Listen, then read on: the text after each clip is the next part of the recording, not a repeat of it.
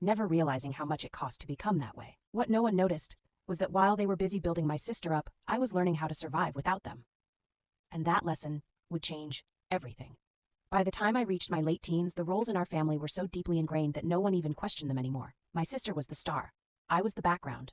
It showed in everything, especially during moments that were supposed to belong to both of us. When relatives visited, they asked her about her plans, her dreams, her love life. They asked me practical questions, what I was studying, whether I had thought about something realistic. It was never asked with malice, just with quiet certainty that ambition looked better on her than it did on me. At family gatherings, she was encouraged to dress up. I was told to help in the kitchen. When she laughed loudly, it was charming. When I spoke with the same confidence, it was a bit much. And slowly, painfully, I learned the rules. If I stayed quiet, I was praised. If I stood out, I was corrected.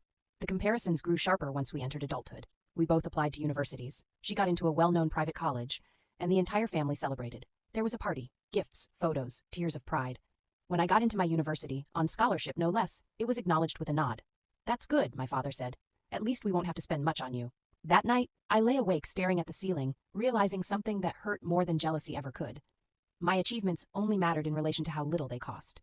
While my sister's education was an investment, mine was an expense they were relieved to avoid. During holidays, my sister was encouraged to relax. I was expected to be useful. I ran errands. I helped with chores. I listened while my parents discussed her future, her career prospects, her marriage, how lucky someone would be to have her. No one ever discussed mine. Once, I overheard my aunt say, "Well, at least one daughter turned out beautiful." No one corrected her. I pretended I didn't hear it, but that sentence burrowed into my chest and stayed there. It wasn't just about appearance anymore, it was about worth.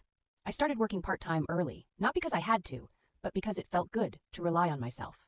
The independence was intoxicating. Every paycheck felt like proof that I existed outside their approval.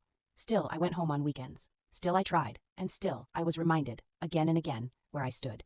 When my sister had her first heartbreak, the house mourned with her. My mother slept in her room. My father canceled work meetings. Everyone tiptoed around her pain. When I went through my own breakup, I was told, "You're strong. You'll get over it." Strength, I learned, was just another word for emotional neglect. The turning point came during one family dinner. We were all seated around the table. Relatives, laughter, noise. Someone asked about our future plans. My sister spoke confidently about her dreams, big, glamorous, ambitious. Everyone listened, smiling. Then the attention turned to me. Before I could answer, my mother laughed lightly and said, "Oh, she's simple. She doesn't need much." Simple. That word hit me harder than anything before it, because it wasn't an insult. It was worse. It was a dismissal. In that moment, something inside me hardened.